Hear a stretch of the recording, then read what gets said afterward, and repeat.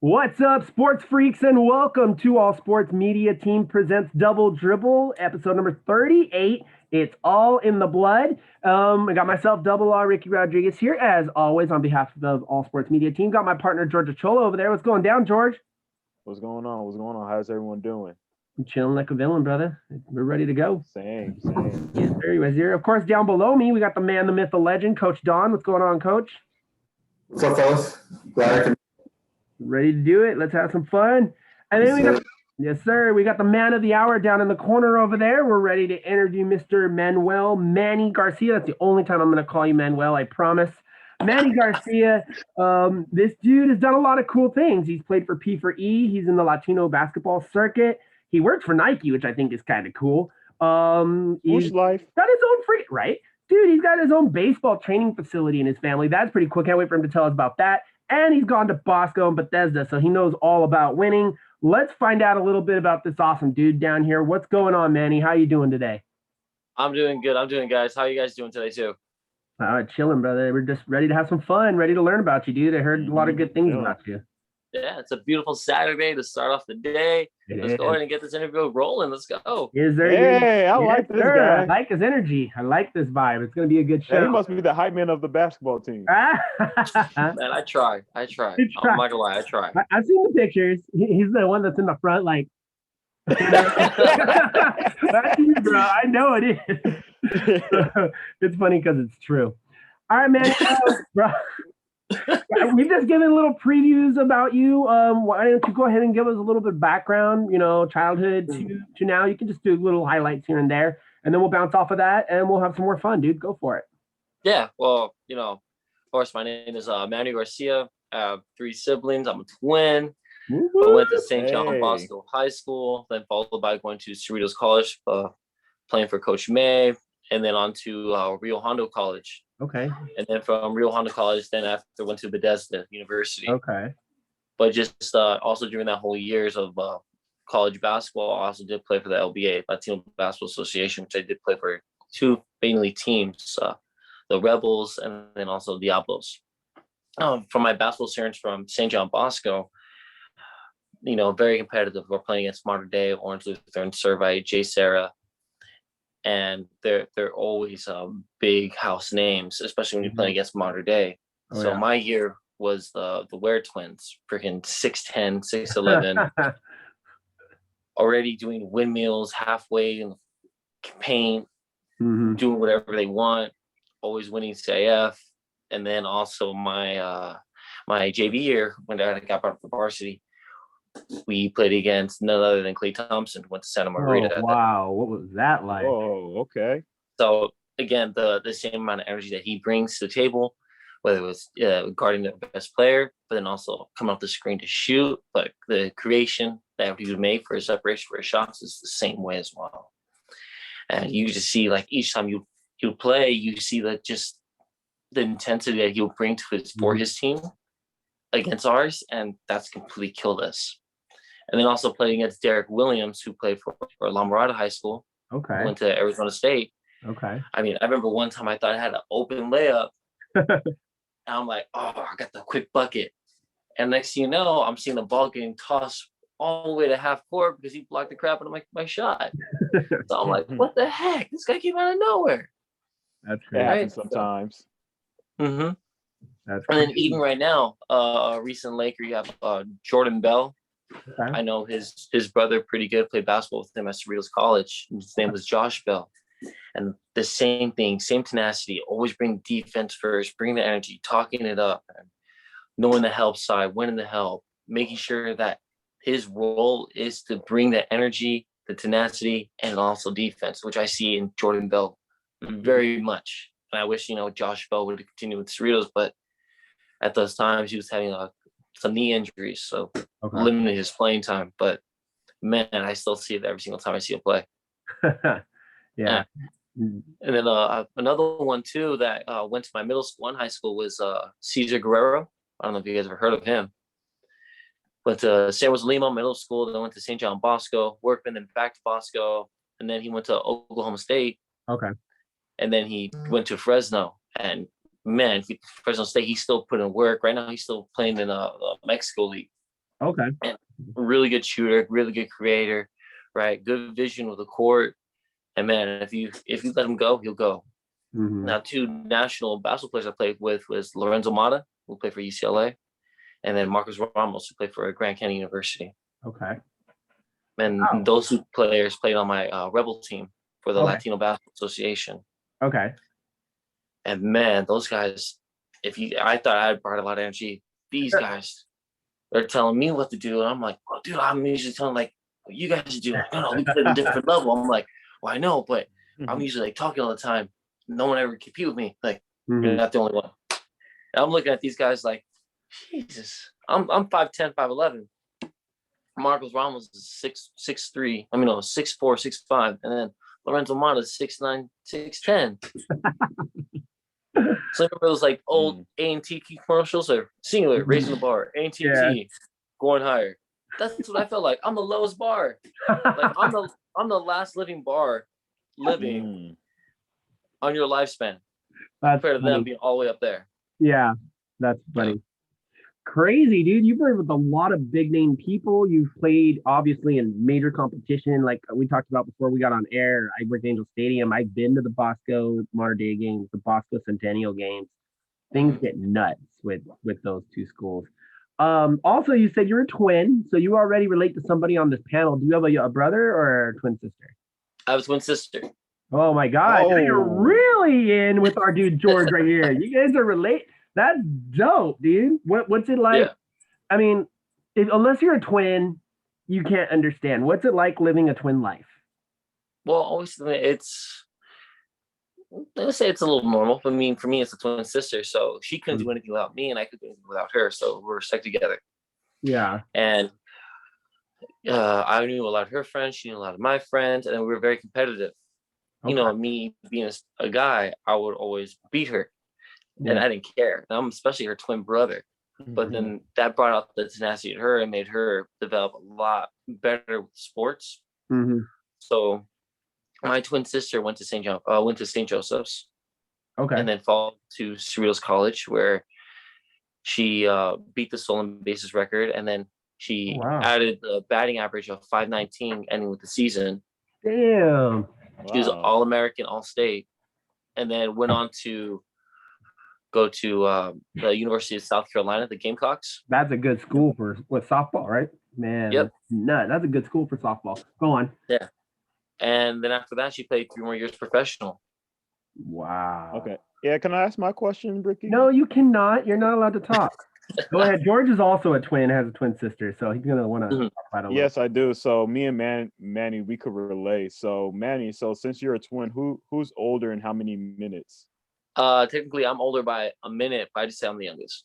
Hey, same here. I'm older by a minute also. So small world, man. Wow. And like going to your point, yeah. So me and my sister, we were kind of stuck together for a while when we were like young kids. Like she was always the talkative one. I was always like the cool, calm, and collective, like quiet one.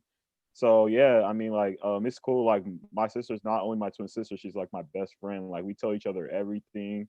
And like you said, like my friends know her friends know my friends. So we're just cool people, and we just like to stick together. We hardly any fight. And yeah, like it's just pretty cool to have a twin sister like her that could give me advice on girls, and I could give her advice on guys. So yeah, that's that childhood that we live in.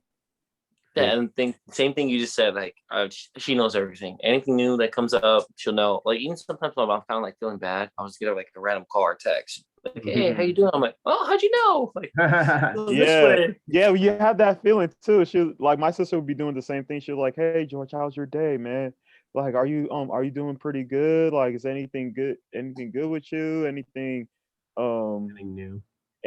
new? Like anything excited? Like, and then I'll ask her that same question too. Like, hey, Wendy, did any funny stuff happen? And like, she'll tell me all kinds of funny stories because it's not all the time that we have the same classes. So yeah. With that said, gentlemen, I want to ask you guys. I'll ask Manny first. Is twin telepathy real, and have you experienced it?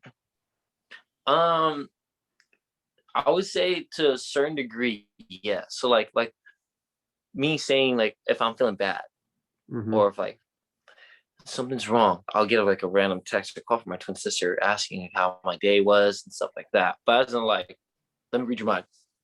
Pretty much. Nothing like that. But as in like just a feeling, a gut feeling. Not as in like Professor X comes out of nowhere and starts reading my mind. Nothing like that. Because I wouldn't want her in my mind. I don't think I want to be in her mind. But just I mean, it's just weird. To me, it's just kind of weird. To if you really think about it, like I'm in her mind, you're in my mind, and it's like, you know, that's crazy. Because you hear people talk about twin telepathy all the time, like I'm hurting or you're sick, and then she gets sick. Or I've heard those situations as well. You know, I worked at a school for 8 years, and I had a couple sets of twins as well, and it was always the same thing. And like you said, and I also had best friend, my best buddy. A couple of my best buddies are like inseparable twins. We used to call them the Twinkies because they were never apart from each other. So you get a lot of that. So it's crazy. That's awesome. That what a connection right off the bat. You have a freaking connection with George. Okay, you're from my area, which I think is kind of cool. You said Downey area. You went to Bosco, which is also down in this area. I'm in Norwalk. But Bosco's got so much history. Talk to me about going to Bosco. What was it like going to Bosco with all the winning mentality and all the big names like Nomar Garcia Parra that went there? You know, what's the history of Bosco and what was it like to be a St. John Bosco Brave? I mean, just going over there was one of the best experiences of my life in high school.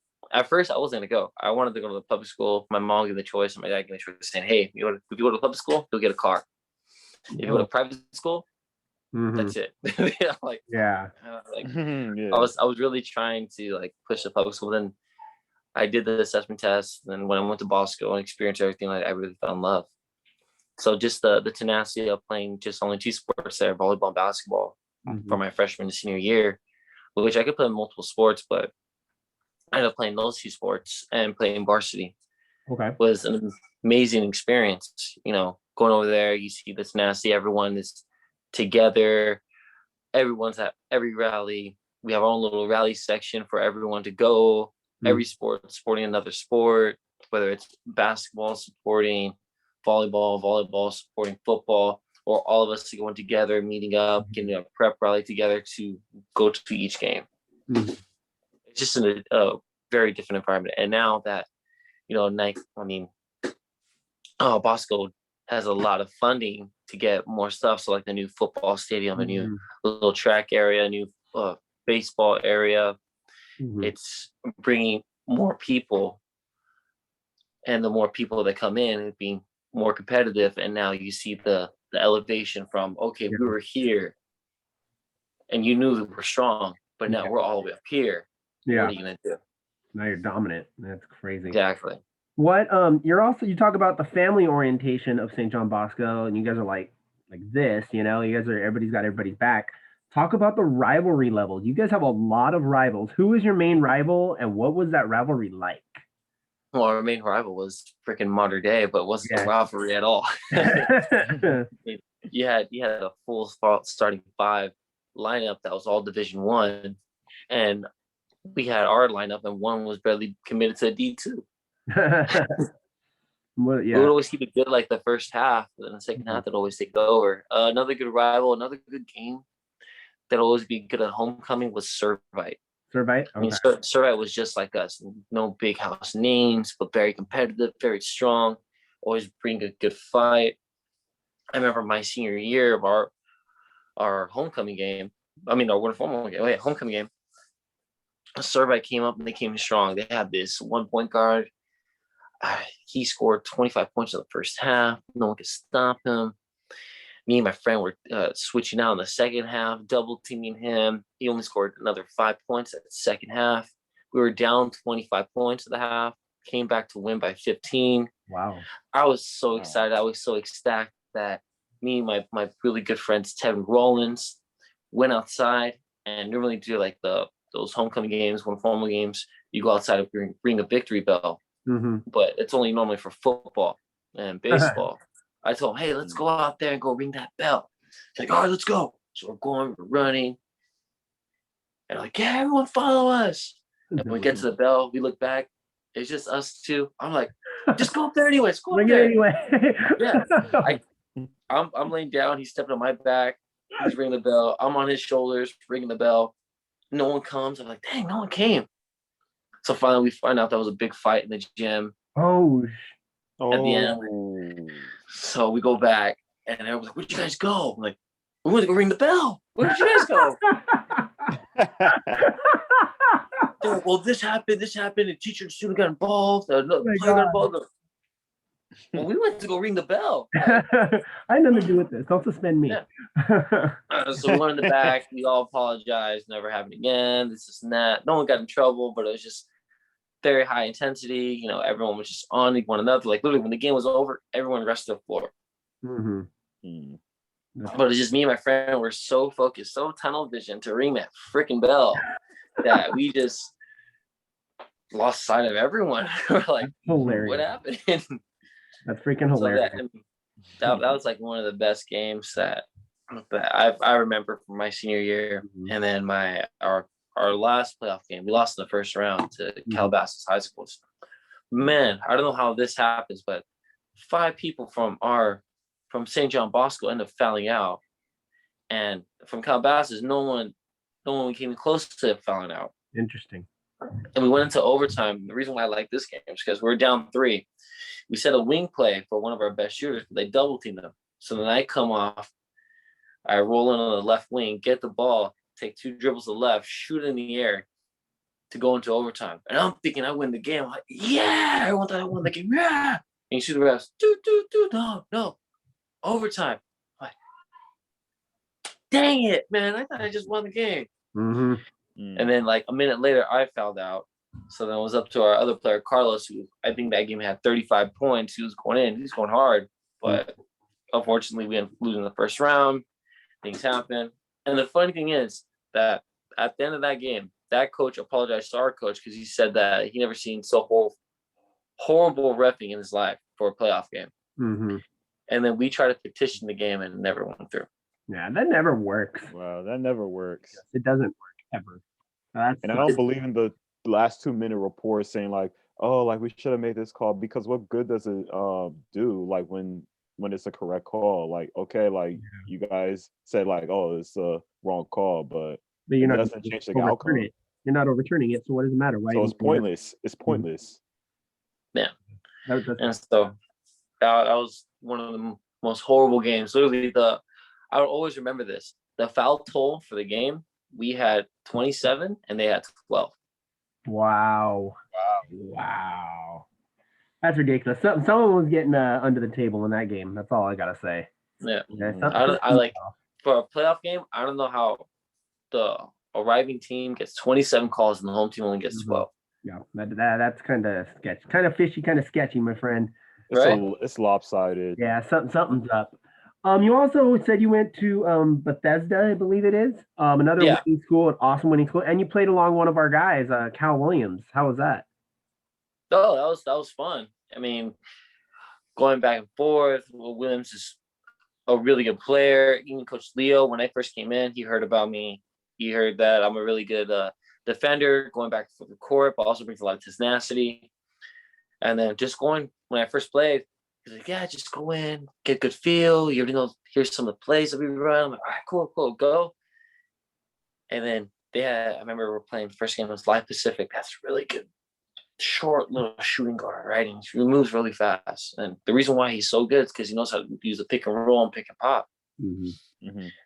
And I'm like, you know what? Before we get there, I'm going to play this guy full court, man to man, going back and forth. So I'm playing him full court. Yeah, you know, he's playing the pick and roll really good. But I started to tire him out. Mm-hmm. And then, he's still scoring. But now he's starting to miss the little things. All right, cool. He went off this screen. But now he just made a bad pass for us to get a layup. So I'm tiring this guy out. And then we go to the second half. So finally, all right, he's making mistakes left and right. And now the coach starts putting me in more in different games. And now I'm starting to feel more comfortable to shoot around, run a little bit of plays by myself. Mm-hmm. So there's even like a highlight where I'm running a play, but I see one of my guys on the baseline wide open, sealed in really good. So I put in my left hand running a play. Then all of a sudden, you see the defense all shift. I'm looking this way, and I throw the ball underneath the court. My guy just gets it, goes for an easy layup. And at the end, Coach Leo was just like, did you see that? I'm like, yeah, I saw it the whole way. We're running the play, and they're over defending because they're trying to stop him from getting the ball inside. It's like, how'd you know? Because he rose his hand. He was right there. We have a 6'5", 6'6" guy posting this guy up. It's good. Mm-hmm. So yeah, playing against Bethesda. Unfortunately, I didn't play against when they play preseason against Division I, Division II high ranks, but still the competitive teams that they play for their level is really, really good. Yeah. That's what Cal was telling us, the same thing, that it was a really hardworking school, and he learned a lot from playing there and good experience playing there. So that's awesome. You also played. You keep talking about the Latino Basketball Association. Is it the LBA? It's the LBA, right? Is that what? Yeah. Okay, the LBA. For 2 teams. So I take it you are Latino, and you're also. I can't help but notice behind you. You got a Native American thing going on. Is there more to you than just being Latino? Oh yeah, half Cuban, half Native American. That's So awesome. Navajo, part of the Navajo Nation. Cool. My client is Kiani. And what I was gonna just also talk about was the differentiation of basketball. So I play the Latino Association, set the play, get it down, play defense, and if you have the time to take the basket, take your turn, then go ahead, score. But make sure you run the play. If you can't, then find the next map. Mm-hmm. But playing basketball for the LBA and then playing basketball with reservations, Yeah. totally 2 different things. Yeah. How so? Right. Because here at the LBA, set plays, control, playing defense, know your role, get it in, go next. All right, cool. Reservations, they're running gun. You're shooting, you're gunning. You take 2 passes to shoot. Take 2 passes to shoot. You're creating, you're shooting, you're running no matter what. Mm-hmm. Their job in each game is to run you out on offense and defense. Okay. So they'll shoot 100 shots and they'll make 30, but they're running back and forth no matter what. Mm-hmm. And it's a total different feel, right? So it's just like playing the Rockets. Like now I'll say the new type of NBA style, like the running gun, Mm-hmm. the Rockets, and then less dribbling, pass, shoot, pass, shoot, pass, shoot. And now the shot clock is now from when you get the offensive rebound, it's not 24, it's 14. Yeah. Because they want you to shoot more. Wow. Mm-hmm. And keep the game going. That's crazy. That's not that much time. They're gonna Yeah. like rush the play. That's crazy. I like that you brought up the reservation league, because we hear about people who played in China and Spain and Australia and all the different rules and all the different setups and the different playing styles, like not even just the coaches themselves and how they carry their teams in that area. And you're talking about the reservation being completely different from the LBA. I think that's freaking cool. What else is a little bit different about the LBA that you could tell us compared to, let's say, the ABA or the MBA? Yeah. Well, hold on. Let me go back to the reservation Go ahead. game. So, like, my first big tournament was up in Florida, the Seminole tribe on the reservation. Ooh. Yeah, and going up there, first time playing with this new team, right? We're called the Hustlers, and we end up winning the thing. Nice. Amazing. I mean, running gun back and forth. No one's ever heard of me, and all of a sudden we get invited to go to play in this game in, was it Madison, Oklahoma? No, Wisconsin. We're gonna go play in Wisconsin. And we're playing these big names, big guys. And I'm seeing these guys going, they're running gun, and they're literally passing half court and doing Steph Curry shots the whole time. Like, what the heck? You see this guy doing a fadeaway, Damian Lillard. I mean, these guys are long and lanky, look like actual basketball players. And some of them, you can't even tell they're basketball players. So they're short and stubby and big and stocky, but they're shooting freaking great, right? And they're, again, running and gunning, playing this different type of feel is always different. And always reservations. Yeah, money tournament, money ball, always have a good payout. So it's $5,000, $3,000, or the one in Wisconsin that time was, I think, it's $8,000. Okay. Man, so you're making some good amount of money in those reservation balls. Wow. Reservation tournaments. Crazy. And then one of the biggest tournaments that has no payout is called the Gathering Nations in New Mexico. A lot of different reservation teams coming from different areas to come play basketball for a whole weekend. And then at the end of the day, they're always there to have fun. So yeah. Okay. I like it. You got a little different look, especially like you said, the reservation. You don't have to get paid. You're going there for pride. You're going there to just have fun. and make some, maybe make some lifelong friends in the process. Do you ever have, this is going to be a weird question, but do you ever have a time where, like, we talked about rivalries with the school? Have you ever had a time where you've been in a reservation tournament where you've had either a rivalry or an issue with another tribe? Like maybe not issue of the tribes, but we just know like a very hard competitive team. Okay. Would be like the Rough Riders. The Rough Riders, you have half of them being Navajo, half of them being Cherokee, but man, they play so much together that it can run and gun basketball.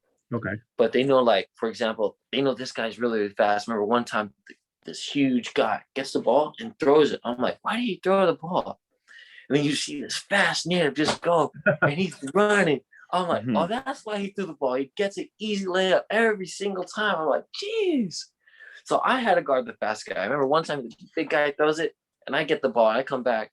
We've gone through playing real quickly. We score. They call a timeout. The guy comes up to me and says, hey, come here. I'm like, me? Yeah, you come here. Very big native. Yeah. Say, hey, you're pretty fast. Huh? I'm like, I think so. Like, well, I'm not gonna do that again, but just know that guy's a little faster. I'm like, yeah, he probably is, but you gave it to me, so it's all good. Like, all right, I remember that. So then I remember like one of the last plays, like we're winning, and he throws the ball. I'm like, oh, I'm gonna get this, and this guy just whips by me. I'm like, oh my god, he's right. And the game's like, I told you we're gonna get it. Like, yeah, it's always fun, even though like playing these terms, I have like a really good family feel in the reservations. So at the end of the day, it's always fun. And then it's not bringing relatives or anything to the games. It's whoever's there on the reservation. They're there for just entertainment. Because there's not that much to do sometimes. Yeah. Just going there just to watch the game is better than not doing anything at all. And you feel the respect level is a lot higher because of it being, tribe versus tribe instead of like team versus team, right? Yeah. Okay. Makes a lot of sense. It's kind of like P4E. P4E is also very, very, very respectable. I love working with P4E. The coach is our dude. He's taught me so much, and I've got to work a lot of the events, whether it's VBL or some P4E games or tournament games or whatnot. You played for P4E as well. Can you talk about that experience and working with Coach Don and a bunch of the boys that we've interviewed? So again, like I would say it's almost the same competitive level as the LBA. Okay. Right. Very physique, pushing the ball around, seeing your opportunity to score. If not, just pass screen away. And even some of the guys that play for not just the men's league in general, for the P4 league, the Superstar, I see a lot of them play in the LBA. Okay. So like Drew, for example, I see him always play for Alma or any other really high competitive teams. And they're always really fun because then, these LBA games, LBA tournaments, there's no payout. But everyone knows you go into this tournament, you're there to just play competitively. Yeah. And that's what I love about those. You're there to play. And whoever wins. All you do is get a bye for the next year. Yeah. I mean, but it's all heart. Like the tournaments that I've been to, the VBL tournaments and a couple of the tournaments we went to, I believe it was in Corona, they're just, it's all heart. Everybody just goes all out regardless. There's 10 fans or 100 fans, you guys go balls out, all heart, and I love that. And I think that's awesome. I respect you guys for that. How long have you been with P4E? It's going to be for 2 years already. Okay, cool. Yeah. Cool. And what we always hear some cool stories, how Coach Don has worked in your life in some which way or another. Can you possibly give us a story how he's worked in your life, either on, off the court, or both? Well, we could say on the court, because the first time you saw me, I didn't play for P4E. I was playing for two different teams, or a G-Force and another team. Okay. And I remember he was talking to me like, "Can you play?" I'm like, "Yeah, I can play." He's like, "All right, well, there's your team. Let's see you play." Okay. And I'm playing this game. I'm feeling myself. I'm feeling really good. Mm-hmm. And all of a sudden, in that game, I ended up scoring 55 points. Okay. And during that 55 points, I remember I had 3 breakaways. Everyone was like, "Dunk, dunk." So the first one I try to dunk, I missed. I too blew. Okay. And then I had another one where I'm trying to dunk, and I miss. I blew it. And then Don comes up to me and say, "Damn, so you can't dunk?" I'm like, you know what? Don, this one's for you. Ready? So I get another breakaway. I'm going. All of a sudden, everyone sees me, and I'm at the rim. I'm seeing it. I'm focused. I go straight forward. I bring both my hands above my head, back behind my head. I slammed it and go. And the ref just like, everyone just quiet. And at the end of the game, Don comes up to me and says, "I didn't know you had it like that." I'm like, "Yeah, I was just trying to dunk, but if you really want me to dunk, I can dunk." Bringing out that posterizer. That's right. Yeah. He just wants to motivate you as a player, man. Yeah, but it's just motivation. This is like 2.5, 3 years ago, and then all of a sudden, didn't really work out as much. Ben, this whole quarantine didn't help out. It helped me get back in shape, as in like my jumping abilities. I'm almost 30. I don't have to be doing that anymore. Gotcha. But yeah, that was one of the best moments that he saw of me, and how he impacted my life was just my connection with friends and family. Foremost, I lost connection with that, and now I cherish it more to see, especially during these times, how I'm not trying to lose the basis of little things. So I just keep the connection to family, keeping the connection to friends, keeping the values of what I cherish the most in life, which in sport would be basketball. And then also now the little connections with all my little clients for baseball or softball, all my friends, even my close friends as well. Cherishing as much as possible to the end as possible. I love it.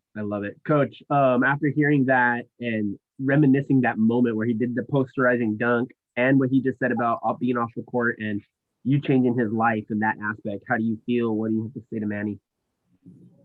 Well, first of all, he left off one point. Uh-oh. The one he said he missed, he tried to throw it off the backboard to himself. and he missed it. It went over his head. And I was like, bro, like, I thought he was just like showboating, right? This is a ministry. Don't be showboating here. Like, like, chill. I don't even think he got it like that. So then before that, the big dunk that he had in the game, he was like, "All right, Don, like here." So he just went up, threw it up to him, threw it up, bounced it, and did a 360. And then I shut up. And I try to tell people, like, hey, he got it like that. And then that's when he did the poster and everybody saw for themselves. So, I already saw that, like he was good, definitely good enough, because he came into our weaker, like lack of a better word, a weaker league with some of his old teammate in G-Force and their family. And he was just killing that league. And I was like, hey, come over to Monday. And he ended up playing with one of the Latino teams that we had at the time. And because we had already had a full roster. So, but when P3's not at full strength unless we have Manny. Because, we usually don't have a point guard. Okay. A true point guard. Drew has to play point a little bit. Percy has to play point. Buddha, they can all handle the ball.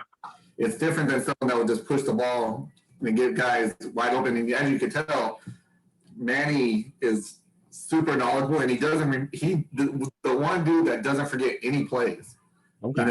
Every single play from like high school days. Like when you hear LeBron talk about plays from 6 years ago, like breaking it down. That's what Manny does on and off the court. And so he's another extension of me when we play. And, when he's so hard that he kind of like, I have to watch him and I have to do a better job of pulling him out quicker. Because when he's tired, kind of starts going. So I gotta pull him out a little bit and then get him right back in. And he changes the game for us. And P3's at his full strengths when we have Manny. Wow. He's definitely, and he's matured into now that he says he's 30, like he's doing really good things. I can see a lot of changes in him.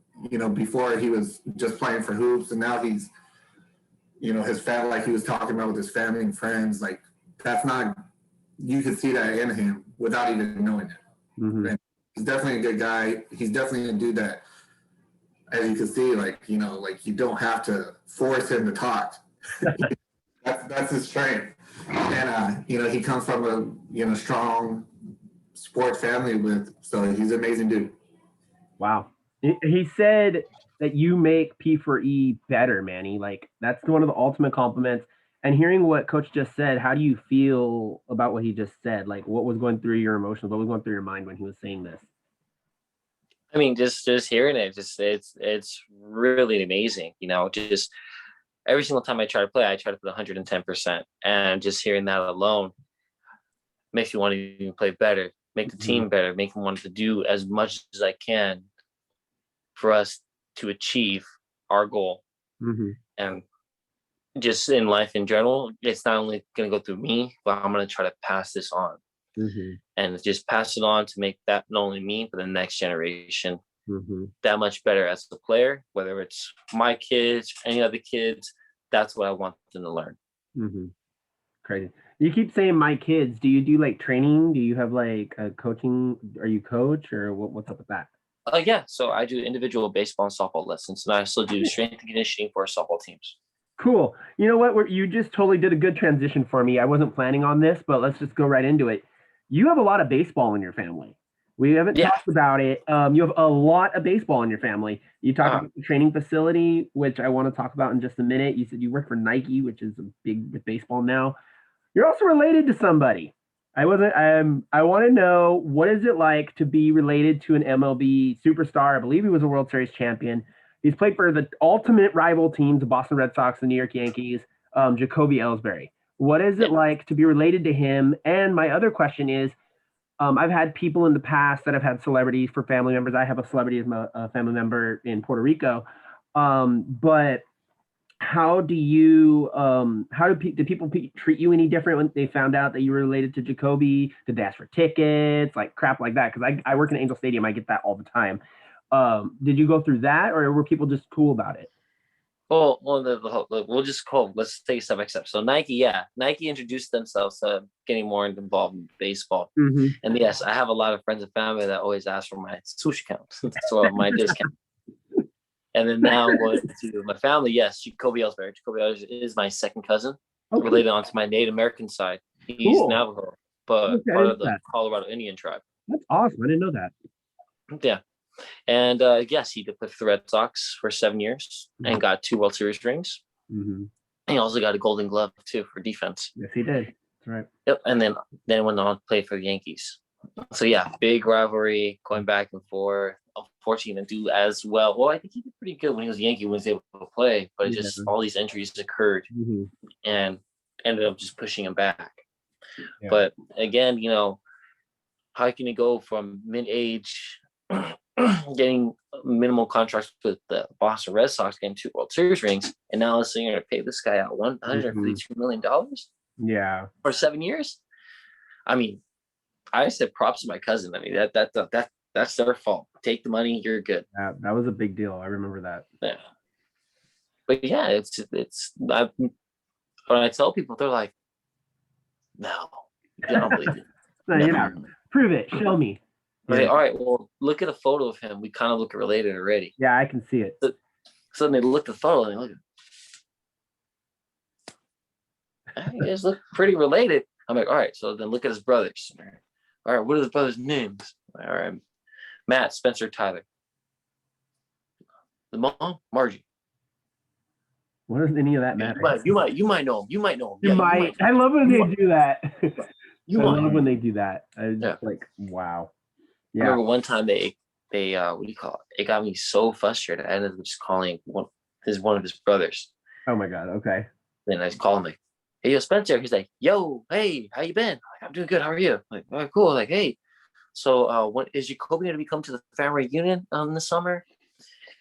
Like, yeah, he's gonna be coming hopefully with his new daughter coming on the way. Like, they're really excited. I'm telling my friend, be quiet. Like, cool. Yeah. So are we gonna go see a Yankee game this year or what? When he's able to play, like, yeah, for sure. You know, when he's healthy and ready to go. That's what Sam. Your twin sister's about to get married. He's naming my Right. twin sister. He's like, yeah, that's when she's gonna get married in the summer, and after that, we'll go see a game. We'll probably see him after. Like, oh, okay, all right, Love it. yeah. Then I'll probably. I never asked anything. I'll probably get 2 signed balls from him. Probably give it to like one of my good friends. Guys, Yeah, you could do that definitely. You hardly ask for anything at all. I mean, you want to get a signed ball, get a signed ball. All right, cool. All right, Spencer. All right, talk to you later. I love it. I love it. I just look at the guy. He's like, hey. Oh my god, that's awesome. I freaking love it, dude. Yeah, I get But that. there's no change. Just everyone knows that he was a Yeah. hard, dedicated Major League Baseball player. Mhm. He put his heart out there, and that's what I like to do when I play sports. Yeah, and I got that vibe from you. I feel that vibe from you since we barely started talking. We'll talk about just real quick on him a little bit longer. Being I work in Angel Stadium, I've actually worked when I leave in the middle of at the end of the night. I block the visitors clubhouse. Mhm. We help get the families. I've met like a lot of players. CC Sabathia is one of my favorites. Super cool dude. I don't know if you met him or not.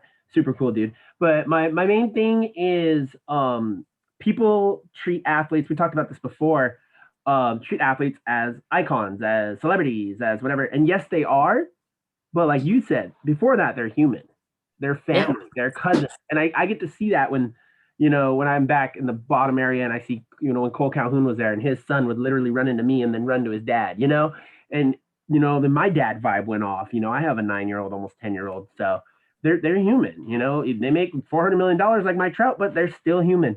They still got to change diapers. They still got to go grocery shopping and do all that stuff, So that's really cool. I like the fact that you said that a lot of people don't treat you any different because we get the opposite with a lot of people. Hey, I'm related to the singer. Or I'm related to this athlete, and they're like, oh, give me tickets, and then you say no, and then you don't hear from them for, X amount of months or whatever it is, and it's sad. So I think that's cool that you guys are the way you are and you have the positive vibe that you guys have. You also talked about working with the kids. I love the fact that you work with kids. First of all, I worked in schools for 8 years. I worked at Disneyland. I worked at the stadium. Worked with kids my whole life, and I'm a dad. So that hits like right here. What do you do? You said you coach softball and baseball. Do you do that at the baseball facility that you guys own? Yeah. So what I do is I train individually baseball and softball, hitting, fielding, and catching. Oh, cool. And then I also do strength conditioning for some of the softball teams that are there. Okay. As in like coaching, I know they want me to coach, but not right now. Like it's not an opportunity for me to coach, but as in like helping with strength conditioning, because even myself during quarantine, I gained a little weight, so I decided everybody has. So I decided to started working myself out, and I saw a significant drop of weight loss. I started getting muscle. I even showed a before and after photo, and that's when Don came out of nowhere. Like, so you ready to play now? I'm like, yeah, I'm ready to play. Coming out of the woods. That's what he does. I love that. Yeah, but then so just working with my kids individually, seeing how strong they get from not even be able to swing a bat to now getting the form of staying inside, pushing the elbow out, and following through the swing, getting stronger with the throws and interacting with one another, and then showing them like, hey, are you there to win or are you there to have fun? Exactly. And they always tell me in the beginning, like, I'm always there to have fun. I'm like, okay, if you're there to have fun, then you're going to be disappointed sometimes. Like, why? Because fun only gets you so far. But then if you're there to win, what follows the winning? Yeah, it's true. You have fun. Because I never see anybody get mad at winning, especially if you hardly even play. You're always going to have fun. But if you're there to have fun, then it'll be such more disappointment because it'll be less competitor, more lenient. And you never want to be lenient with the stuff you do. You always want to get better and better and better. And get better. You want that tenacity to grow, to get stronger. No matter what, settle for less. Yeah, and that'll help them in life too, not just on the diamond. Like what Coach does. He teaches you guys, but it's stuff that you carry out in your everyday lives, which I think is cool. 2 more questions about the baseball facility. Where is the location so we can give you guys a shout out? And what age group do you teach? Do you train? Well, hey, it's in the city of Downey, off of Imperial Bellflower, right across the street from the old Kaiser. You know that Jack in the Box is right there in the corner? Those building complexes right in there. Okay, gotcha. So they can go grub, get the big belly, and then you come and work it all off. Yeah, and then after that, there's baseball fields right outside. So if they want to go hit outside, they can do that too. Okay, cool. How long have you guys owned the facility? We've owned it since 2015. Nice. Yeah, so we're getting a little better, and now hopefully, when everything starts to become normal again, which are almost at that point, we get to see all the old faces. People we haven't seen a girl for a whole year and decided to come in for a lesson. She grew 5 inches. I'm like, what the heck? Crazy, right? Right? It's crazy. Yeah. Crazy. And another fun thing about working those kinds of things is, like you just said, they come back a year, 2 years, 3 years. I worked at a school, God, it must have been like 10 or so, 15 years ago. And this girl who one of the sixth graders that would, come and talk to me, say hi to me. I was one of those midday narc, whatever things, but I was like one of the cool narcs. Anyway, and she's like, "Oh, Mr. Rodriguez, how you doing?" Blah, blah, blah. She has freaking kids already, and I'm like, what? You were this little sixth grader following me around, and now you have a freaking 2-year-old? Where the hell did the time go, man? Like, right? It's insane. But it's cool because then we talked about stuff that we had talked about in the past and stuff, and it's so cool because then you can be like, hey, I made a difference in this person's life. I helped them out in some which way or another, and you're doing that every day. So I think that's awesome that you're doing that. Yeah, I try my most, the best way I can. Absolutely. Cool. I love your baseball story. I'm a baseball guy, if you haven't noticed.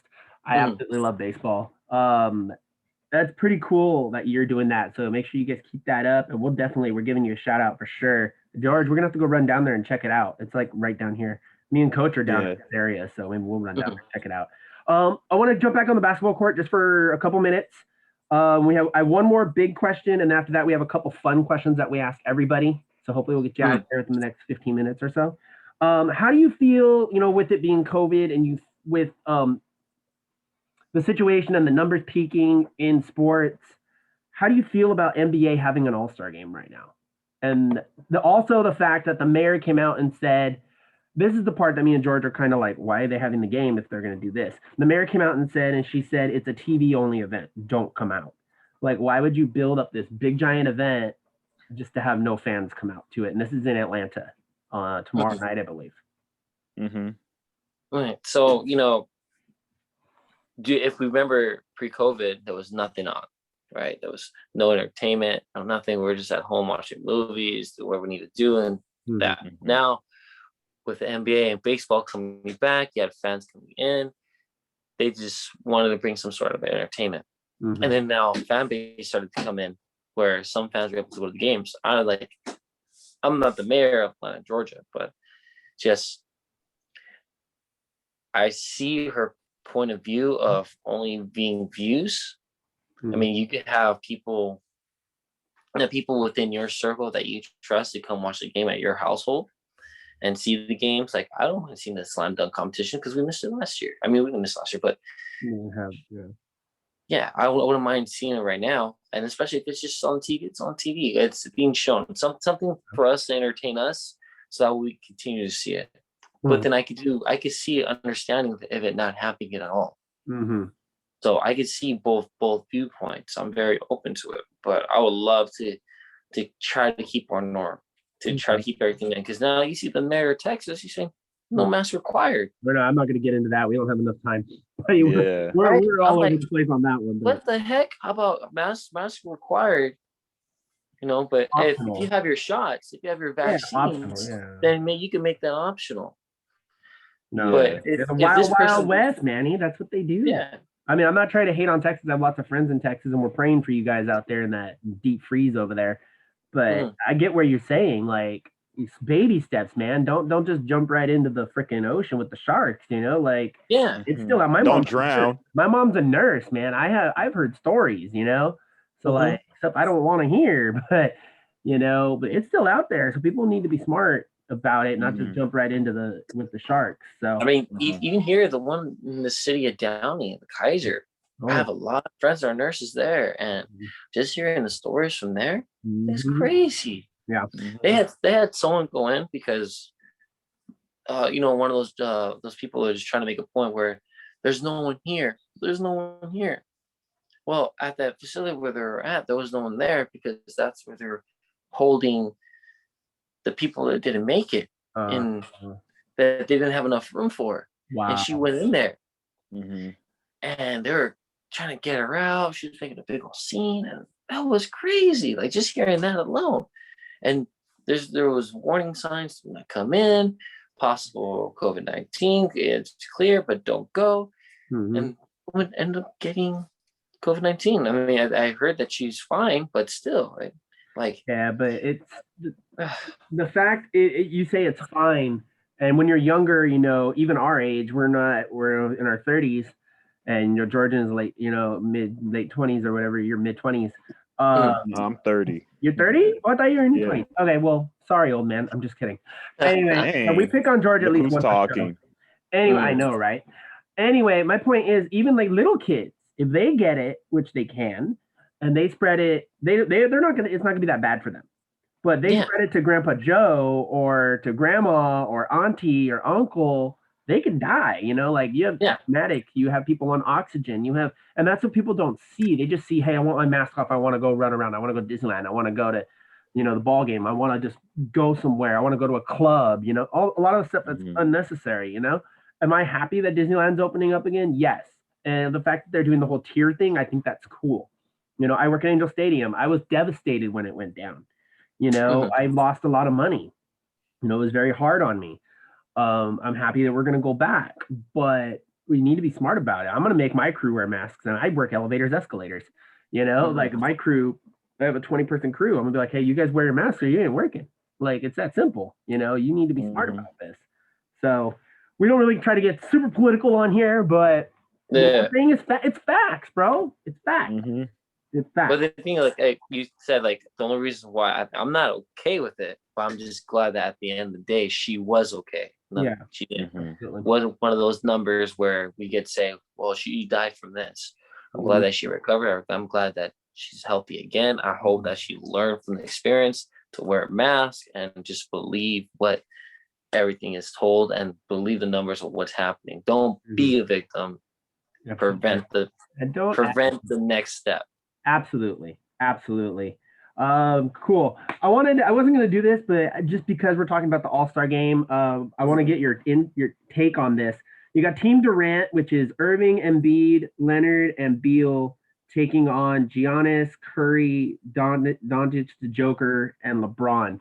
Who do you think's going to win, and why? Man, plead the fifth. You played the fifth. Ouch. No. I'll tell you. So you have. I mean, it's gonna come down to your greatest scorers. I mean, who's your greatest scorers throughout those teams? Everyone's a great scorer, but who's gonna show up that night? It's an All-Star game. Yeah. Now, if they're doing the exact same things they did last year, where it was okay, whoever's committing to their fundraiser, whoever's to their charity. I don't know what they're doing this year. Everything's all over the place. I mean, if they do that again, I would love to see it because of the fourth quarter, they were going at it. The first 3 quarters, it looked like a total normal All-Star game. But when it came down to the fourth quarter, that was different. The tenacity of the game, competitive. They got very competitive. The motivation, it was there to help their charity. You know?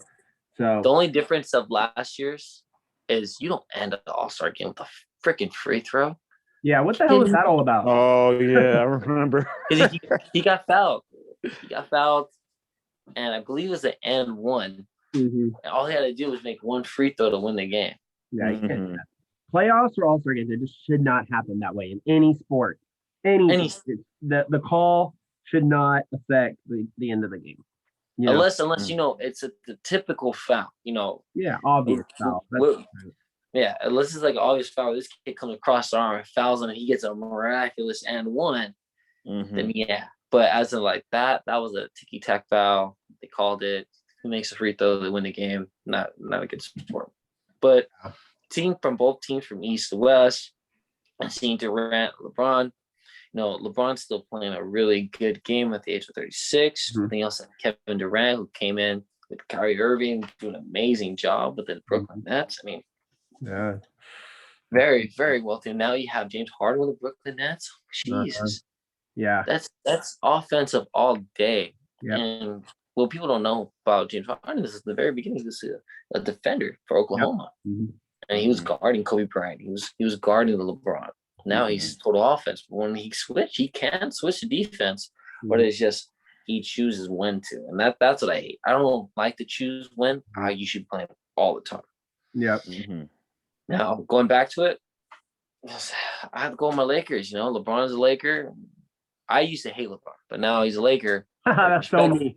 I mean, that's typical Laker fans, though, to be honest. You got to support him, yeah. You respect the family. I mean, once you come in, you're family. That's it.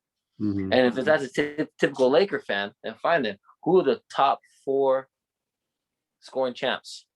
Top 4. Go ahead, George. Oh, you're asking me? Yeah, who's top 4? Top 4 scoring champs? I mean, top 4. No, in general, right now for the NBA. Oh, wowzers. Oh, like, are you talking about for this season? No. Or for... Oh, that's a good... Dang, you kind of stumped me on this one because I don't pay attention to, like, scoring. I just pay attention to, like, team. But... You want me to tell you? Go ahead. He burned you. Bro. Yeah, 4, Kobe Bryant. Yeah, I was thinking that one. Yeah, 3, LeBron James. Yeah, 4, the mailman. Oh, Karl Malone, yeah. And who do you think number 1 is? Oh, Kareem Abdul-Jabbar. Yeah. And who do they all have in common? For what team? Oh, they all play for the Lakers. Yeah. Oh, okay, yeah. See, I knew that. I was trying to like think about how like if you're gonna trick me or something, but yeah. You're overthinking it. Yeah, but yeah, I was overthinking it. Yeah, so it was so Kareem Abdul-Jabbar, LeBron James, the mailman. Okay. All right. Cool. So, we got the dominant team. Let's be real here. The finals are gonna be crazy. Dang, Manny, I did not see that coming. To totally be honest stumped you, bro. I have to bring him back on the panel. He can stump other people for us. All right. Let's go. Me and him needs to have a sports show. That's what we need, bro. Hey, let's go. I'm down. Dude, I'm down. All right, cool. I'm down. Let's make some calls. Let me get your Instagram after we get off. There you go. All right. We'll make that happen. All right, cool. So now we're gonna jump in. We got a couple more minutes. Again, you're listening to Drbl episode 38. It's all in the blood with Manny Garcia. I want to get into our questions that we do with literally everybody that we've interviewed, all 38 interviews. We have a couple of these questions. If you don't want to answer them, you're more than welcome to just say, hey, no, I'm cool, we'll go. But other than that, I think you'll have fun with these. Your first one I want to ask is, who was your idol? Who was your motivation growing up? It could be a ball player. It could be a family member. Who was it growing up for you? Motivation? Oh, man, that's tough. I mean, I had my dad, always a hard worker and dedicated to the stuff he did, and also playing basketball too. Taught me how to play basketball. But then who I really saw as an athlete, just Michael Jordan.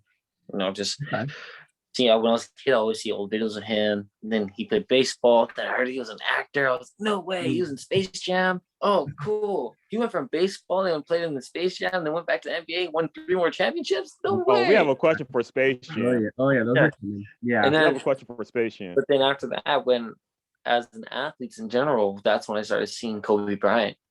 And when I saw the end of the era of Michael Jordan playing for the Wizards, and seeing Kobe Bryant tenacity was out of a whole new level, you know. And I actually got to meet him in person. And I'm not that person like, you know what? I don't have to take a photo with you. I just want to meet you, see how you are, how you've been, get that feel. And the way that people describe him and say everything about him is very true. Yeah. You know, very focused, very also entertaining too when he wants to be. But that tenacity that he always brings, the Mamba mentality is crazy. Absolutely. So again, from the whole beginning of my first 10 years was Michael Jordan, but the transition of seeing Kobe Bryant, that Kobe Bryant and Shaq era, and then all of a sudden Kobe Bryant by himself, that was my biggest idol from middle school to high school to even now. So my biggest idol right now is Kobe Bryant, but then the one that started off for me was my dad. All right. Awesome. That's an awesome choice. And we've heard Kobe a couple times, and we've had people who have met him as well, and they say exactly what you said. I'm going to get to George. I'm going to get to your question in just a minute. I think I already know the answer to this one, but I'm going to ask it anyway. You get handed a blank check by the National Basketball Association to play for any team. Who is it and why? I know he's going to pick. Not necessarily. Not necessarily. Never know. You never know. But hey, He's already wearing the logo. I want to play for the Lakers. Let's There you go. go. Come on, man. Come on, man. All That's right. what All day, I was every day. I gotta thinking. ask, bro. And if you notice, I I gotta have ask. 2 championship shirts and I got the Mhm. Laker poster. So you know Yeah, I'm a I true see. Laker fan right there. Yeah, we're all Yeah. Lakers fans. And I got a Shaq poster like on my door right there too. You can't really see it, but like it's the old number 34 Shaquille O'Neal. All right. So I got some That Laker first 3-win dynasty, I still have the 3 old magazines from the 3 lineups from those 3 years. Oh, for real? Oh, that's Yeah. dope. Nice. Yeah, All it right. was crazy to my sweater. This guy trying to build up his swag. Damn, I George. mean, I even got And a I got my Kobe Laker rookie hat there, card. so I'm. Oh, for real? Yeah. I Oh, got a snap. card when Kobe and Bryant and Shaq together, and I got a plaque and everything for it. I never got it signed, but man, Still good to have. Oh Pulling yeah, it let me out of the see that. Let me wall. see that. Pulling it out of the wall.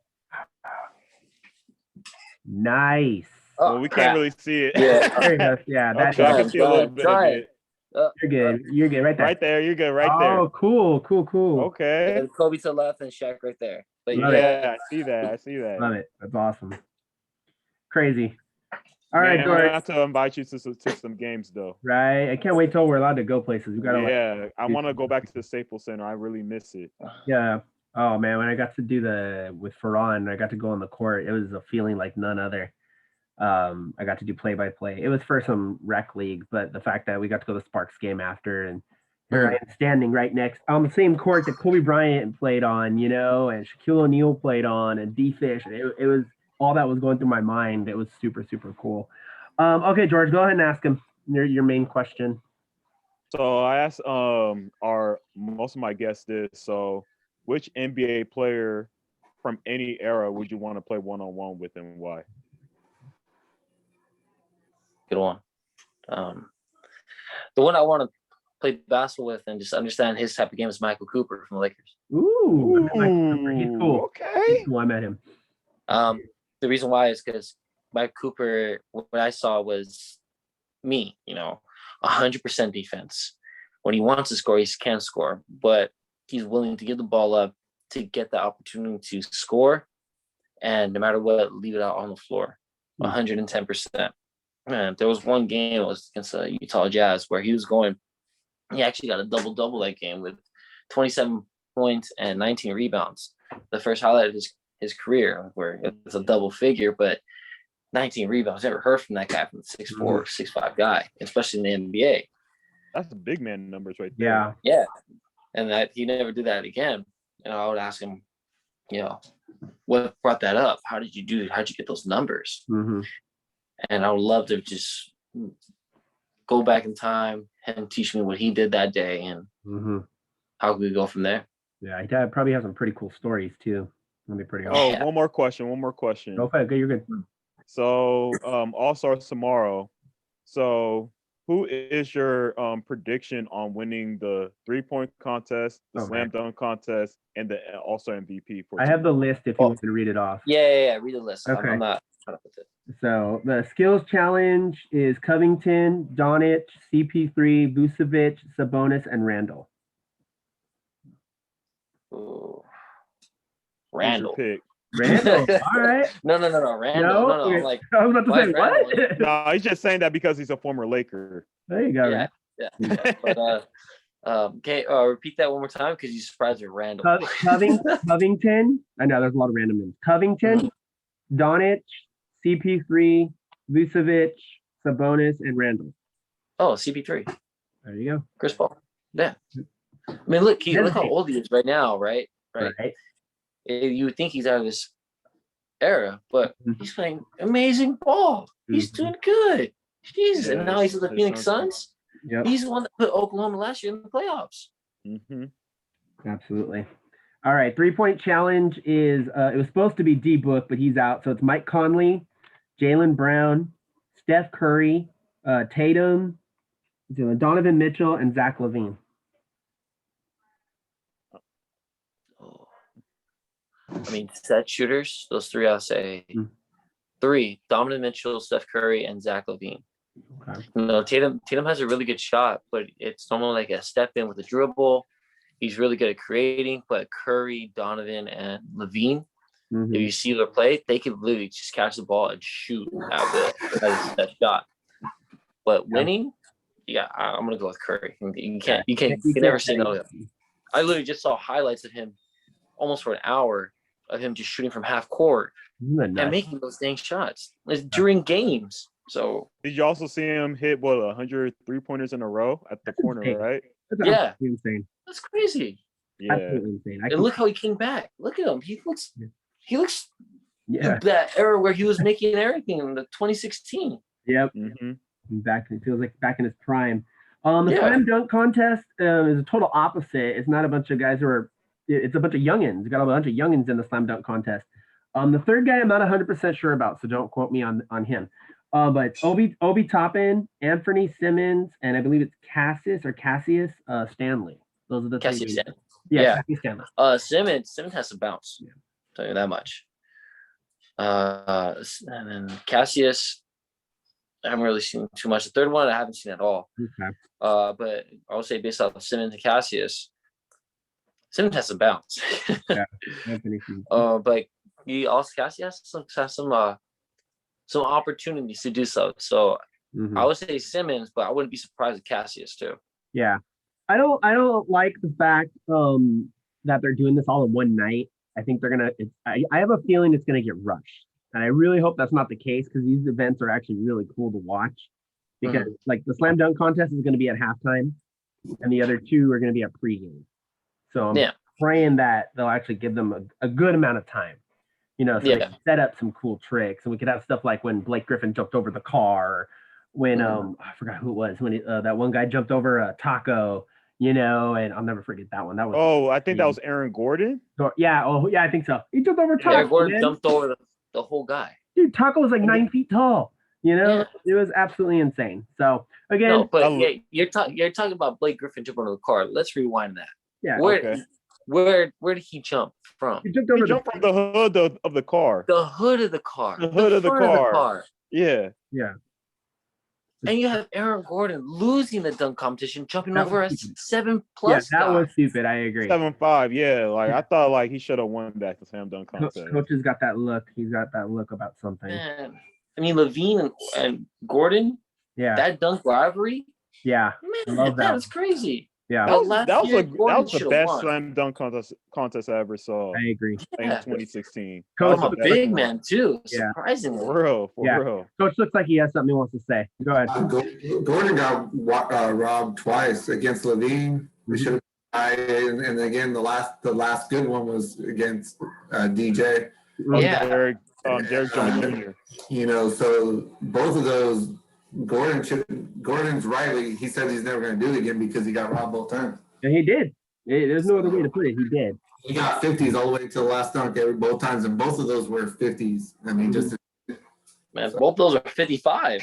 Yeah, seriously. Gonna add another. Look who was one of the judges though. It was Dwayne Wade when Derek Jones Jr. played for Miami. Well, I think they just wanted to end it too. Yeah. Guys were going to get 50s all the way through. Yeah, that would look sketchy. I agree. But no one's better than Vince Carter. I'm just saying. Oh yes, sir. Not that 2000 Vince Carter from Toronto. Never forget that. Two more questions. George has one more, I believe, that he always asks. Do you want to ask a question?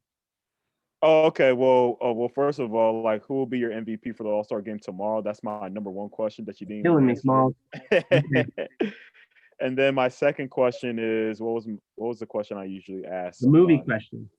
Oh yeah. So, what is your favorite basketball movie out of your whole childhood? Seeing all these basketball movies, and what message did you get out of it? Oh, that's tough. The basketball movie is gonna be 2, so I got 2. Okay. But going back to MVP, man, how can I choose from one? You got all these elites gonna play against one another.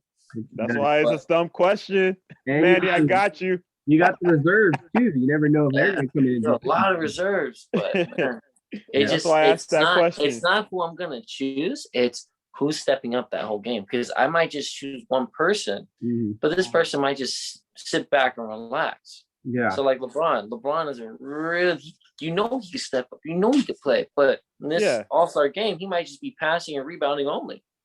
Because he's that type of guy. Yeah. Yeah, but I think the one that could probably take it and you'll show like hustle no matter what will probably be the Greek Freak. Ooh. You know, you're gonna see him block. You're gonna see him get these dunks. You're gonna see him get some nice passes. Mhm. Right, and he'll never take anything easy. You always see him go 110%. You know, and that's why I wish the Bucks have like a third scorer efficiently, Mhm. so that way they don't have to rely on him Mhm. as much. Right. Because Leon man, Tools. he can score. Yeah. But Hey, with LeBron, it's gonna be nuts. yeah, Crazy. so Cool. I would choose him. And my two movies. All right. So one is Coach Carter. Okay, of course. Great movie. When in doubt, I always go with Coach Carter. Coach Carter is a really good movie based off, you know, true story and the message giving to your student before an athlete. Mm-hmm. We're here to educate before praise them for athleticism. Mm-hmm. So you're here to get a document paper saying that you achieved something to get to the next level, to push you to go to become a student athlete and then Division I aspect if you wanted to, or just to educate yourself and prepare yourself for the future.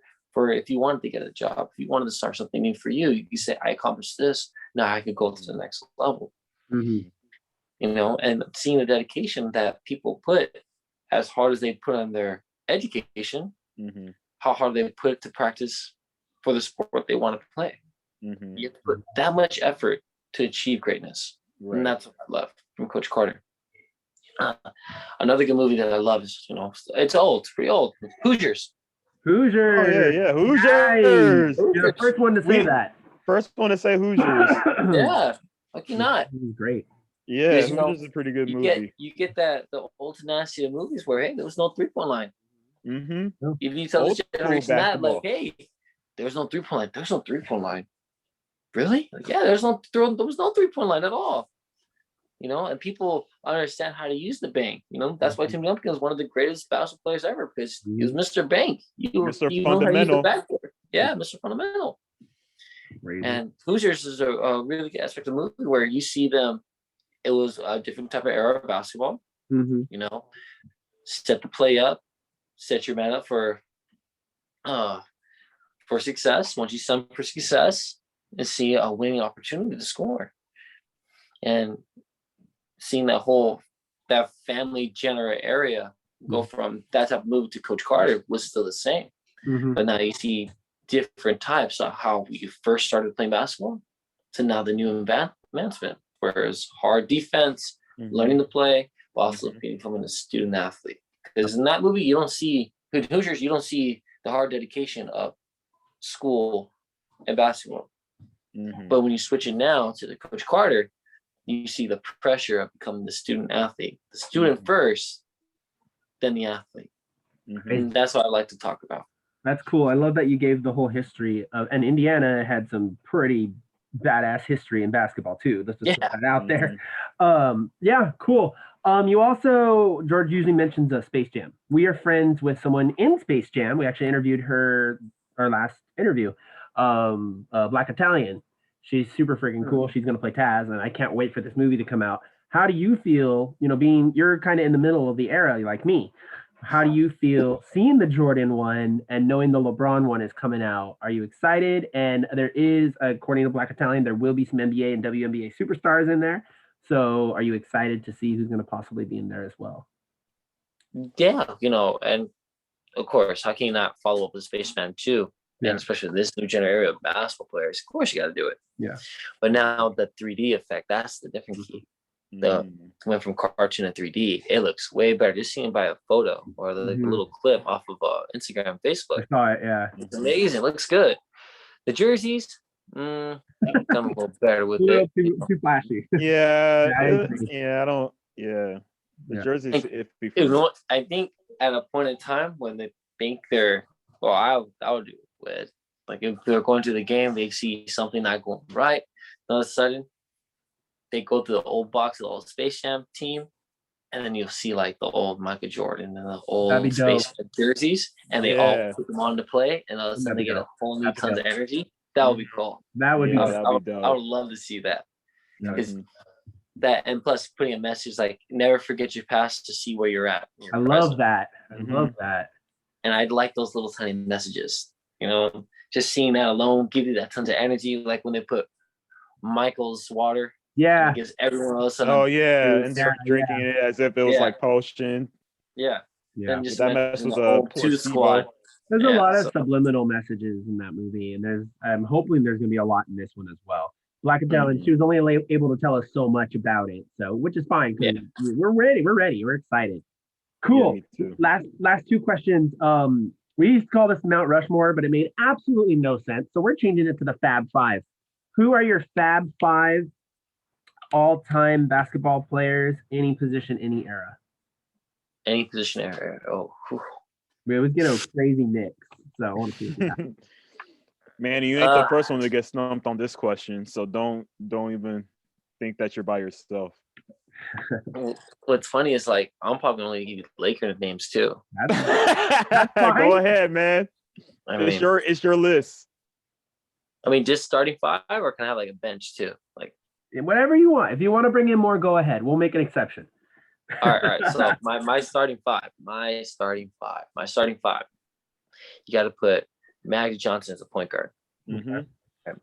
Then your scoring guard, your two guards, Kobe Bryant. Mm-hmm. Mm-hmm. All right. And then your three, your slasher / defender, right? LeBron James. Okay. Mm-hmm.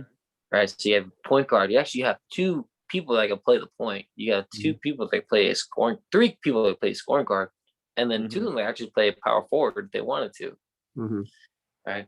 And then you have my three. I have my four. My small forward. No, my power forward. Your power forward. My small forward would be LeBron James. My power forward, Lamar Odom.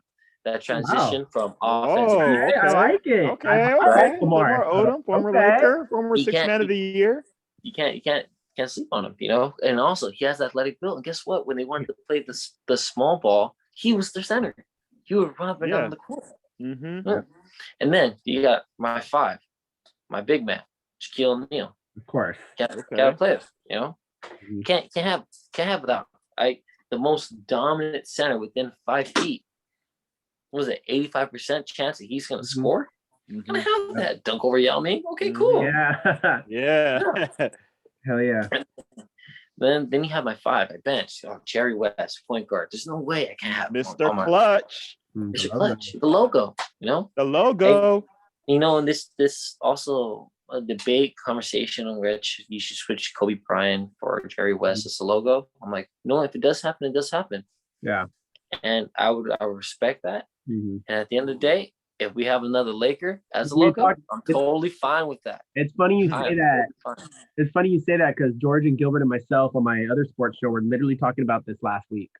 We're like, if they make it a silhouette like the way it is now, it'd be cool and be badass to have another Laker as the logo. So and then these two Lakers were hard.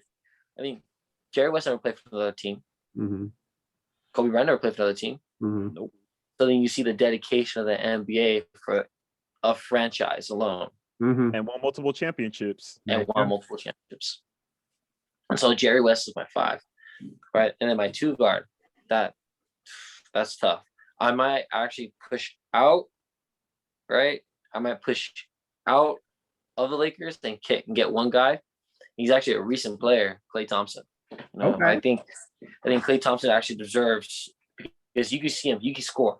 He could score, but no matter what, if you have 37 points in the first quarter. Yep. Exactly. Again, I believe against the Kings. And he didn't miss a shot. And fewer dribbles too. Yeah, fewer dribbles. He's going to the screen. He's looking to shoot, but he will defend. If you need him to defend, he will defend. He can play both courts. And then, going to my three, my small forward. Man, I love him. I need that defense. I need that energy. I need it coming off the court. And I also need that tenacity. I need Rick Fox. Oh, Ricky Fox. Yeah, I need that whole. North Carolina boy. I need to bring those rebounds. I can score. And oh man, the reason why I love Rick Fox is because my dad always teach me, hey, always step in with your foot closest to the basket. So you step in, you have good momentum. So whether it's on the left wing, you step with your left, or the right wing, step with your right. I'm like, all right, cool. It's like, if you want a good example, look at Rick Fox. Okay. And Rick Fox will always do that. I'm like, all right, I'll do that then. So then, all right. So you got my power forward. Power forward. Oh, this is gonna be hard. Power forward. I'll put as Pau Gasol. Nice. Pau Gasol put as my power forward, and then my backup center, Kareem. Okay. Okay, I was gonna say you better pick Kareem. You better pick Kareem. He is the GOAT. Yeah. He is the GOAT. So then I'm bringing everyone in. So everyone, you can see they can score, they can defend, and then also they don't mind sharing the ball. The only person that don't mind sharing the ball is possibly Kobe Bryant, but he understands that tenacity. He has a look. There's no reason for me to hold the ball anymore. So I can give it to him and I can trust him. When and now when you see Kobe Bryant pass to Lamar Odom, did not trust him, or pass it to Pau Gasol, and did not trust him. And those are only just Lakers. Imagine Kobe Bryant right now at his general era when he was like the 2012. I think the best year he ever played was 2012, that year when he got hurt. Yeah. Oh, Brian Scott was Achilles. Yeah, he tore his Achilles. But look what if you look at the numbers that he was putting up, right? How many posters did he put on? He put up posters against the Rockets. He put up posters against the Brooklyn Nets. The Brooklyn Nets ones, you don't believe me, that's when he dunked on 2 people driving into the key. Oh yeah, Brooke Lopez and Gerald Wallace. Yep. And he dunked on who did he dunk on? Like Capella. Capella, and then he also dunked on Smith. Oh yeah, that's right. That's from the Rockets. Right. And he was playing the best game, but the only thing was he was putting too many numbers, putting too much numbers, too many minutes, and it was doing wear and tear to his body, where it was his knee, his ankle, coming back to his shoulder, and then until finally it just put too much pressure onto the Achilles, so where he fell, and he already knew what was going on. You know, and I wish that would never happen in 2012. I wish he got less playing minutes. I guarantee if he never got hurt that season, he's going for another 2 seasons, really, really hard. And I guarantee you right now, if he played those 2 seasons without getting hurt, he'll still be third in top scoring right now. Yeah, he scored 60 in his last game. Yeah. Crazy. Sounds like a pretty good roster to me. So you'd be a badass GM, Manny. That's all I gotta say. you know, you got your history and your people. You know what's up, and you know where to put them and why to put them. No, Manny needs to have his own NBA show. That's what it is. We're gonna make that happen. We gotta make that happen. I'll talk to Phil. I'll talk to a couple of my announcer friends. We'll see what we can do. Add me to the mix too.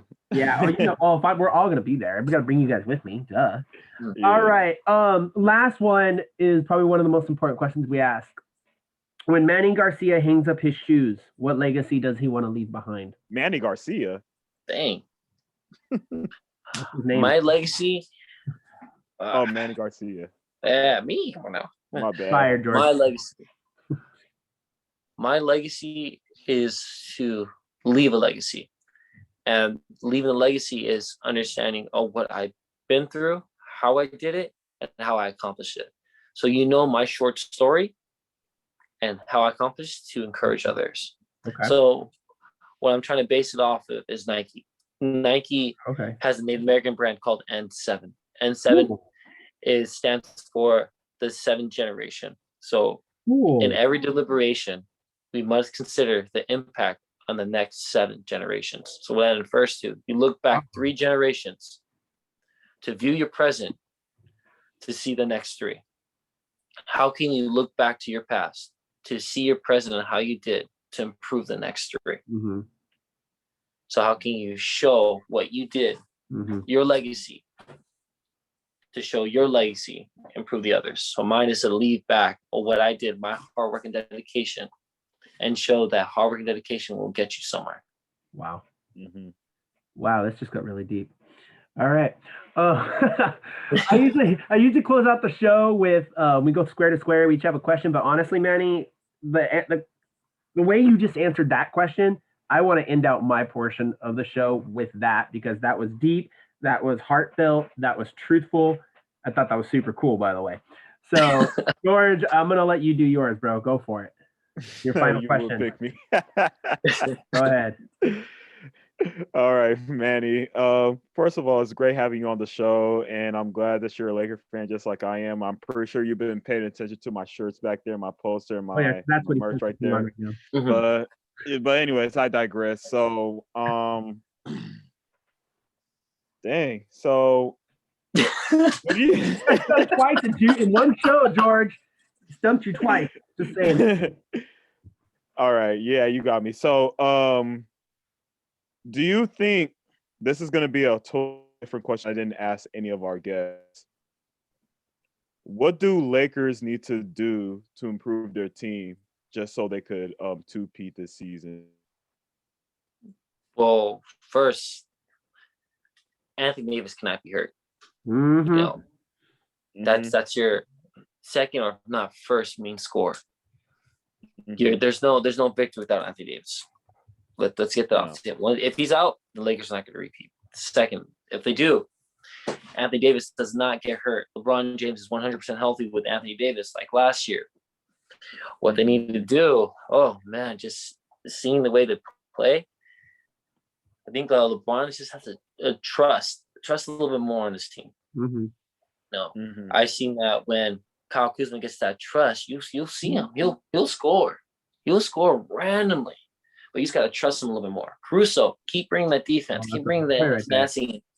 Intensify, right? Intensify your teammates. Because when he gets that dunk, when he gets that steal, when he gets that play, everyone feels that energy. And then, no, that's the type of player I like to be. That energy player where I get that steal and I throw it up and some random person gets a dunk. Some random gets a layup. Get the next score. All right, cool. Let's go again. Let's go.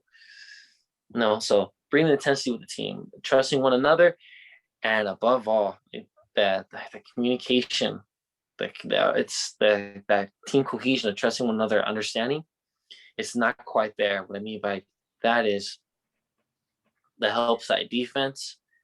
Should I come? Right. Should I not? Should I stay? Should I not? If I go, are you going to cover my guy? Just that whole cohesion, that communication between them is not there yet. I mean, last year you saw it. I saw one play, one game, 24 seconds. They go and they switch. They kept going. They kept talking. Shot an air ball. They're shooting again. They got a 24 shot clock violation, right? But this team is not quite there with that communication yet. We saw it sparks. I agree. We saw a lot of sparks of it. But once they figure out that communication and Anthony Davis is 110% healthy on the court again, they're going to be hard to beat. Yep. Because once they figure it out, that they'll bring that again and it'll be us very, very good. Now, it's not going to be as easy as last year, because especially on the East Coast, you have the Brooklyn Nets. Look who they beat. They beat everyone on the top 5 ranking teams on the West Coast. And then they did it with ease, but they're losing to small teams. So is it they only bring competitiveness to the teams they know they can beat and play against? Or is it just, all right, we're only going to show up for this night? The team I'm scared is the Brooklyn Nets. Same. I agree. The team I want to win are the Lakers. And once they figure out that whole communication basis, it's going to be on a whole nother level. And I guarantee you by the end of the All-Star game, when Anthony Davis comes back, they're going to figure it out like last time. Let's hope so. Hey, Ricky, we should have him on Triple B. Yeah, we could bring him on Triple B. He's probably got a life on Friday nights, though. Probably. Friday night. Yeah, you're right. Not like us losers. Anyway, no, I agree with you 1,000,000%, Manny. If AD comes back and the chemistry is there, if we play Brooklyn in the final, we got to get to the finals, first of all. When we play the Brooklyn, dude, it's going to be 7. It's going to be hard nose. It's going to be balls out. It's going to be a dogfight. It's going to be a dogfight. It's going to be crazy. Last, we're going to go ahead and finish out because we're way over on time, but I don't care because it's our show. And Manny, you've made it super awesome. So thank you. Coach, you brought him. You recommended him to us. And thank you so much for that because I've learned a lot about him. I've learned a lot about Native American basketball, which I never knew about, which I think is super cool. And just he's so educated. He's very smart in the game and in life. You've coached him. First off, when you think about Manny, what comes to your head as him as a person? And then go ahead and do your closing question. Well, first of all, there's a really good Netflix documentary on Resball. Definitely check it out when you get a chance. it goes deep into the culture and everything. It's really good, and well done. But with Manny, he's just he can play with anybody. So he can play with the worst players that just want to play and never played any professionally or any high level, or he can play with pros. Mm-hmm. Same way, and he treats everybody the same. I can see that when he plays with the family. A couple of good, his high school teammate, and but his family, he treats everybody the same as he does with us. And that's just the way Manny carries himself, and he treats everybody with respect, regardless of who they are and their ability level. Mm-hmm. And he makes P4E a lot better every time he plays. And especially now that we're playing without Drew and Buddha and Adam. Yeah, I know. My head's dropped. Him and Percy are carrying the load, and I made a couple changes for tomorrow night, so we'll be a lot better. But we have to play Buddha, Adam, Zach, and Ryan Carter, Hezigod. We're playing their squad this Sunday, so it's going to be interesting. But I added Oliver to the squad. I added Juice, and we'll definitely be. By the end of the season, we'll be one of the teams to beat for sure. No doubt, but. Manny's a great guy, and as you can tell, he's a coach in the making. Whatever that looks like, as a traditional coach or just an individual coach, he's amazing and comes from a great family, as you can tell.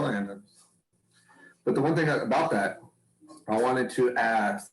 My final question, I guess, would be: being half Cuban, how's your family? How do you feel about?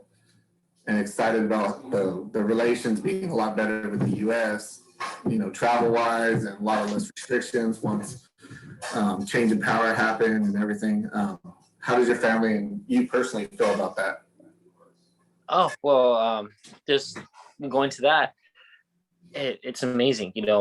When you heard that what was it? The Goya company, the Cuban guy who sponsored Donald Trump, and you see a lot of Cubans like, hey, it's split in half, whether you followed or you didn't. And then you saw the relations fall down, and then the restrictions started to add up. And then we saw the switch of powers, presidents, and now relations are open again.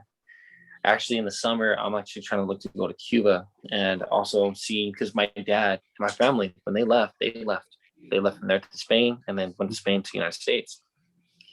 And they still have a lot of property out there. So I would like to figure out what type of property they have, where they used to live, because my dad's from Havana, Cuba, and see what can we do to either maintain that property and get it back, or they do the payout and we get his bison to go there. Because at the end of the day, I want my dad and my own family to go back and visit. And now, since relations are being lifted, we can see that happening in the near future. And I'd love to see that.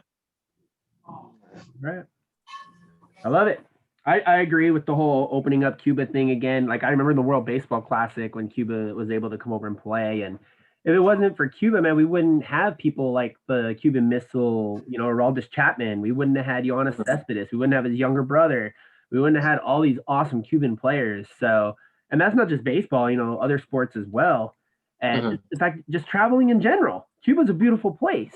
Yes. I would love to go to Cuba, and the fact that it's not going to be as difficult and I'm just going to say difficult. I don't want to say anything that's going to turn people the wrong way. But the fact that you can go there and not have to worry about certain things, you know what I mean? Yeah, I think that's awesome. It's going to open up for a history for a lot of people. And I'm a huge history buff, so that it's just going to be amazing. And it's so cool that was able to happen, especially for someone like you who has family members over there. It make a huge difference. So I'm all out. George, are you all good? Question one. You're good, Coach. We're good.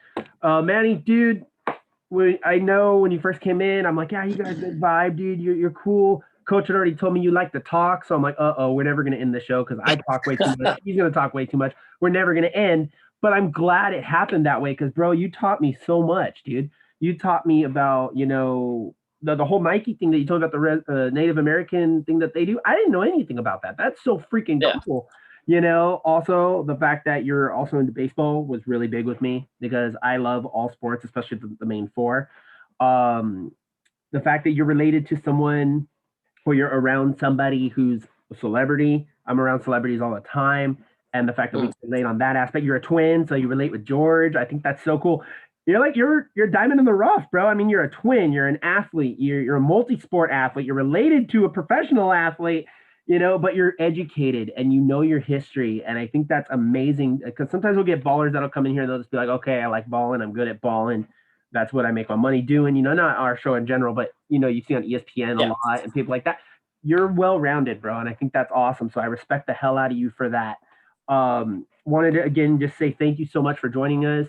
Again, this is Dubl All Sports Media Team presents Drbl episode 38, All in the Blood with Manny Garcia. Make sure you check this show out and make sure you go check out his batting. What's your baseball place called again? Called Triple Play Batting Cage in the city of Downey. Make sure you guys go check that out because I know I'm gonna go check it out because it's like 10 minutes from where I'm at. So we'll go say what's up and go get my swing on again, hopefully, because I haven't played since I was 17. So got to get on that. It's a beautiful day. Like Manny said at the beginning of the show, it's an absolutely gorgeous day outside right now. Throw on that mask. I emphasize throw on that mask. Go take a walk the dog, take the kids in the stroller, go to the beach, go do something and enjoy God's beautiful nature. That's really all I'm going to say out there. Again, Manny, thank you so much for joining us. We'll definitely love to have you back again sometime, and definitely got to bring you on to Triple B somehow, some way. Oh, look at he's excited. He's flipping over. We got to bring you back to Triple B, which is our professional sports analyst show. I think you'd be perfect for it. We can always record on a different day just for like one episode or something. I think it'd be super cool. So the invite's always out there, bro. Thank you so much for being as cool as you are, and thank you for joining us. We appreciate it. Yeah, no problem. So, all right. With that said, all I got to say is stay safe out there, wear a mask, cherish the time you have with your family, and love your family. We'll see you later. Peace out. Peace.